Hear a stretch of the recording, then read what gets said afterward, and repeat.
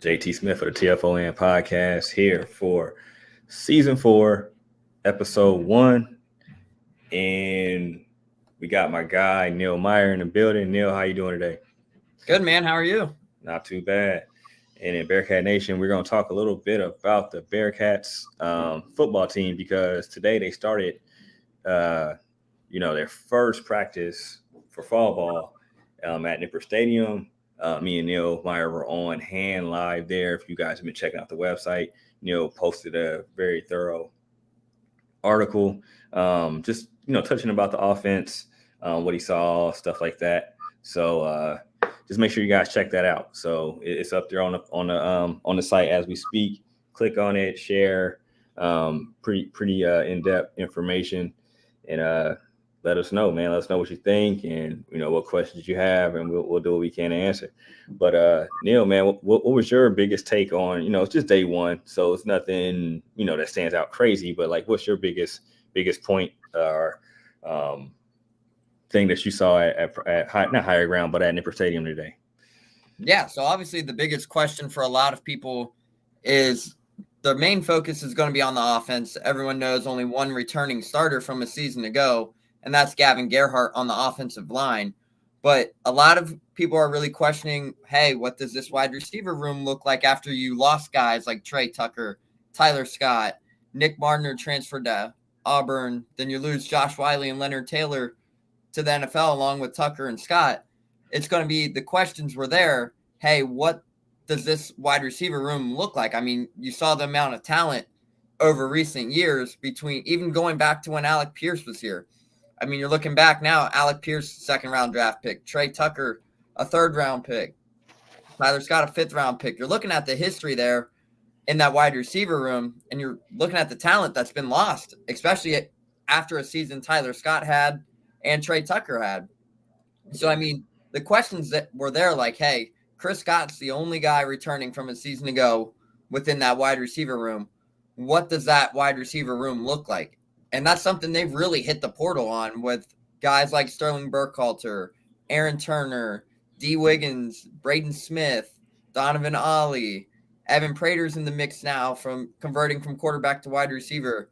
So the questions were there, but you look at the wide receiver room on paper, there's a lot of talent there. There's a lot of experience there as well. So the wide receiver room, I know everyone's had their questions on it yet, but it's too early to see what this wide receiver room really looks like. And then you throw Xavier Henderson in that mix as well from Florida. There's a lot of talent there. There's a lot of experience as well. Xavier Henderson played 3 years at Florida. Then you have Donovan Ollie, who has a lot of experience. D. Wiggins played 4 years at the University of Miami in Louisville. So the wide receiver room, it's going to be a fun thing to watch. But the thing that I've really been focusing on through day one of the camp, because today was just a lot of individual drills. So you didn't get much of the team drills as of yet.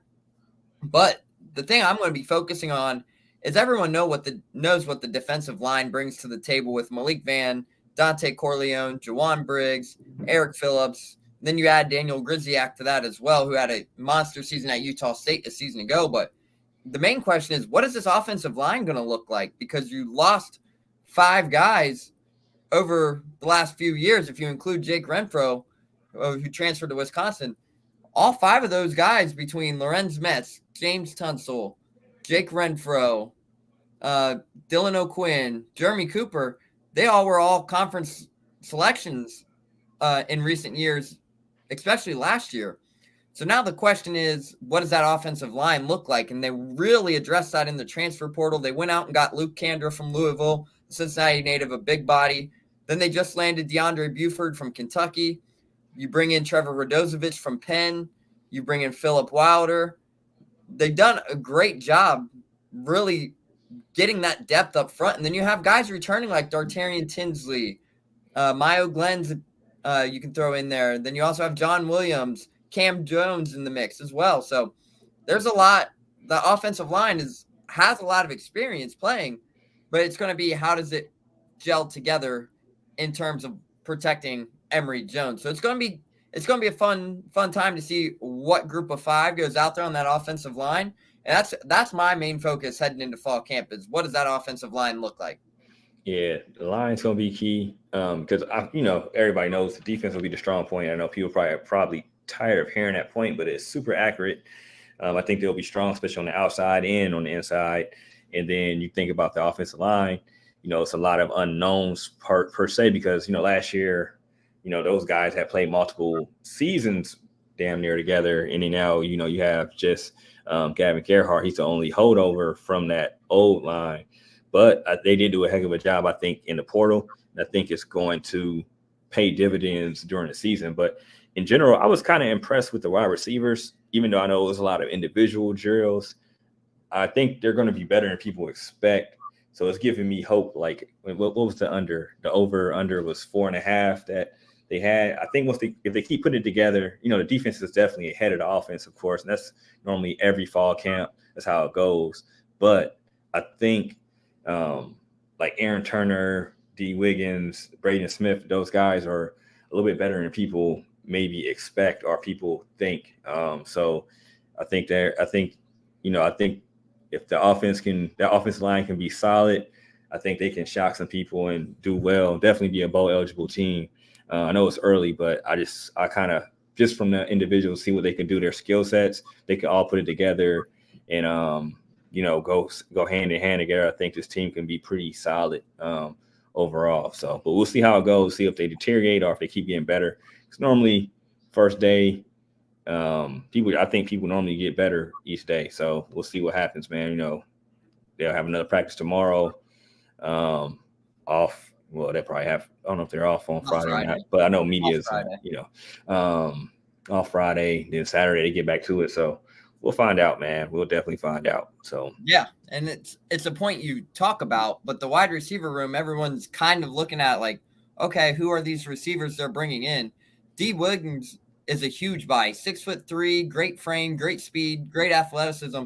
He's going to be a guy that shocks a lot of people, and we've seen it in spring ball. We've seen it here to start camp. He's going to be a guy that's going to stand out. Coach Satterfield talked about Braden Smith a lot yesterday's press conference and today, and we saw it today at practice. Satterfield even told us after the first practice today that Braden Smith's starting to look like the 2021 Braden Smith before he suffered a knee injury that really kind of kept him out a little bit in 2022. Really was still trying to find his groove to get back to the Braden Smith of 2021. And I mean, you talk about it. We saw it today. He made a lot of great plays, and it's going to be a name to keep an eye on. And then Aaron Turner is a guy who really, really reminds me of a guy like Trey Tucker. 5 foot. He's listed at 5'7", very quick, very big skill set. But however, he's just so shifty. If they can get him in space, he's going to do damage. He's so quick, so shifty, can really, and we've seen it at UConn. This is a guy who had, I believe it was 80 or 90 receptions the season ago, almost 800 yards. If they can get him in space in that slot role, it's going to be fun to watch. And I mean, we've seen it, and he's a bigger slot receiver. He might just be 5'7", but he's got some muscle to him, and we've seen that today. And then you bring in another deep ball threat, and Xavier Henderson, who has a lot of experience with Emory Jones. And people forget Xavier Henderson was once a top 100 prospect, a 4-star to Florida. So, I mean, they can put the pieces together within that wide receiver room. It's going to be a fun time to watch. And I know yesterday they're kind of talking about the whole dual threat. Brad Glenn was talking about, hey, we have this dual threat quarterback, but we want to take that next step and make him a triple threat with his, not only can he beat you with your arms and his legs, but he can beat you by his mind too. So if they can get Emory Jones to get back to what he was at Florida with this offense, the future's bright. For sure. That's the key, man. I think what Texas is the favorite in the Big 12. If being honest, Oklahoma's a coin flip to me. Like, I know people probably are real high on them, but at the end of the day, State's also a flip up there as well. Yeah, Kansas State. So, I think there's going to be I don't think Baylor should fall off. They're a pretty good team last year. There's something happening I don't know about. So, you got those top tier teams, but I think the Bearcats can nibble at a lot of people's heels, especially if the offense is clicking. And I think they have a few pieces that if it all combines good, I think they can definitely shock people. And I think that's going to be a thing I'm saying on most of these pods.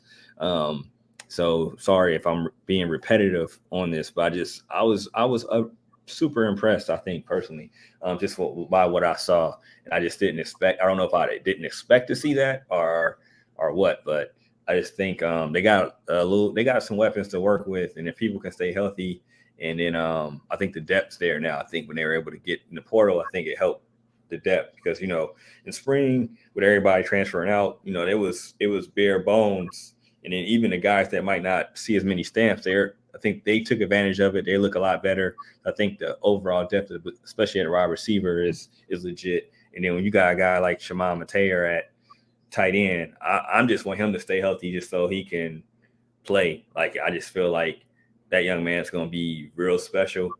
And I think you could split him out wide. You could play inline tight end. So I just think he can do a lot of things that's next level to me. So I'm excited to see how he does. So, I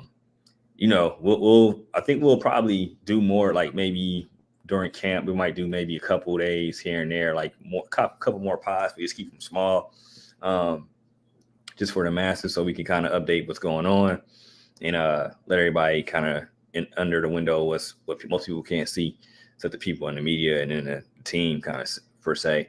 But I'm gonna switch gears real quick. We're gonna keep this one short and sweet. But just make sure you guys check out the website. Neil did a good job and pretty much going over a lot of stuff that we talked about plus more on the article. The Nasty Natty team. Now that the TBT, I think the TBT championship was today. Bearcats were in the Elite Eight, and that one gave Friday Beers just a big lead and came back. Just wasn't enough, but they spotted him too many points.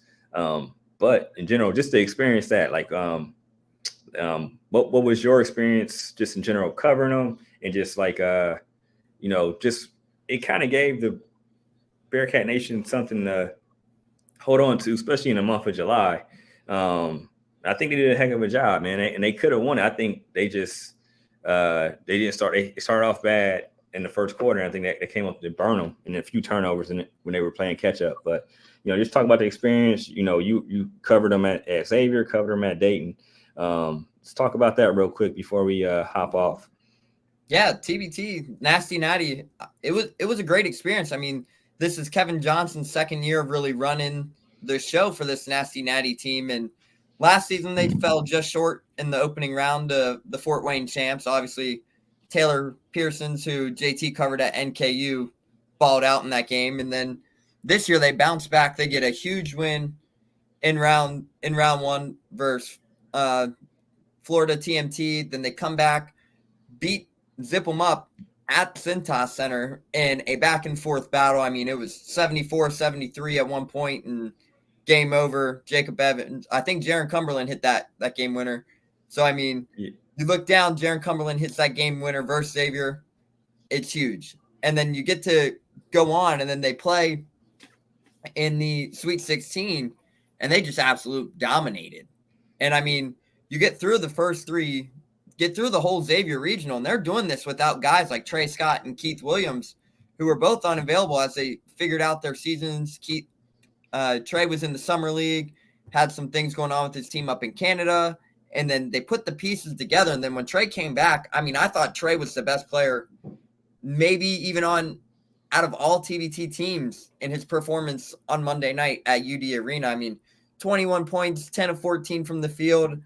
I mean, what better TBT debut can you ask? But, I mean, it was great to see this team get back in action. I mean, it was basically, I know we've talked about it, it was basically a 2019-2020 AAC reunion from that team that won the AAC championship. I mean, Jacob Evans, Jaron Cumberland, Keith Williams, Trey Scott, Mamadou Diarra. I mean, Marquez Letcher-Ellis, who didn't play at the University of Cincinnati, but he's really adopted the Bearcat personality. I mean, everything about the TBT team this year, I thought Kevin Johnson, Kevin Ainsenberger, Kashmir Wright, I thought Cash did a fantastic job leading this team coaching-wise. I mean, we all know he's turning out to be one of the best coaches, not only in this local area, Cincinnati, but he's going to do great things in the coaching realm. So, I mean, Kevin Johnson built an absolute squad this year in the Nasty Natty squad, and the future's bright for him. I mean, you look at it, Jaron Cumberland led the TBT in scoring at 22 or 24.8 points per game, roughly, if I think it was, after the final stats. I mean, you're looking down at it. Most of these guys are going to be getting calls. I mean, Kevin told us the other night after the game that they just kind of felt like they lost their identity. They were worried about offense heading into the match with Friday Beers, and they found themselves in a rut there early. And I mean, they just couldn't dig themselves out of it. But overall, I mean, look at these guys. Most of them are playing professionals overseas. They're seeing some time in the G League, but they now have the opportunity to showcase that talent on national TV this summer. And they really made a name for themselves, in my opinion. Like, some of these guys are probably going to be getting calls from some G League teams, some teams overseas. And really, I mean, if you're looking down at it, Jacob Evans, outside of the game versus Friday Beers, he was averaging 23 points a game. Jaron Cumberland told us he felt like he was playing the best ball of his career. He's down 20 pounds from his senior year, averaged nearly 24 points a game. And then Marquez Letcher-Ellis really made a name for himself there too. So, I mean, and then Trey Scott's coming off a run with the Charlotte Hornets Summer League. He's probably drawing a lot of interest as well. So, I mean, so looking down, these guys really made a name for themselves. And if you're them, you got to be excited to come back next year because they now have a taste of what winning in this TBT tournament is like. So now they can really go in there and they know, hey, we're playing for $1 million. This is real basketball. And they know that they're capable of winning it all next year if they come back. So it's going to be a fun time to watch, and hopefully they do come back stronger next year. Yeah, for sure. So that's something that we'll keep an eye on. Just wanted to show them, get them some flowers, and hopefully most of the team comes back, if not everybody. And then I think they'll have a chance, man, especially if they can keep most of that core together. So, yeah, man, that's how we're going to end it. So just make sure you guys make sure you subscribe to our YouTube page, the Front Office News. Check out the Front Office News website. Follow us on Instagram. Follow us on, I guess it's not Twitter anymore. It's called X. No, X, I guess. I'm going to call it 10 just because I don't want to call it X. So I'll still call it Twitter. Huh? I said I'll still call it Twitter. Yeah, Twitter, Threads, whatever. But make sure you guys follow us and check it out because we got a lot of new stuff. We got another video up on the YouTube channel and on the website. Check it out. Leave some comments. Let us know who you want us to interview, stuff like that.